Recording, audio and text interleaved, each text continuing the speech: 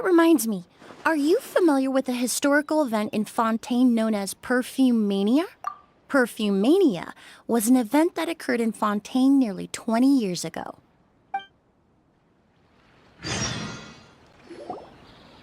It all started when several merchants released their own lines of high-end, expensive perfumes, marketing them as must-have luxury products, the very symbol of elegance itself. No one anticipated the absolute frenzy this would create on the market, causing the price of perfumes to skyrocket.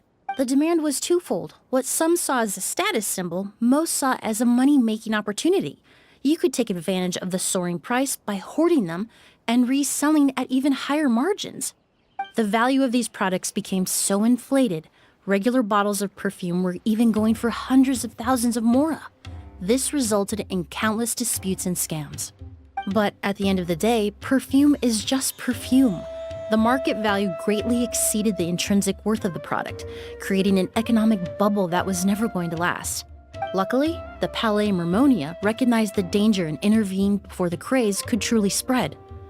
Many profiteers and scammers were thrown in jail as a result. In the end, only a few wealthy families were affected when the bubble popped.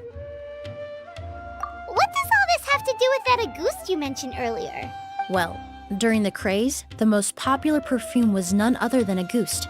The demand far exceeded the supply, to the point where it once sold for 10 million mora a bottle. 10 million? Then what about now? After the mania ended, most perfumes returned to a normal price. Auguste was the only exception.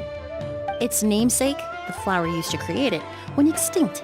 As a result, no new bottles of Auguste have been made, and the value of the perfume remains exceedingly high.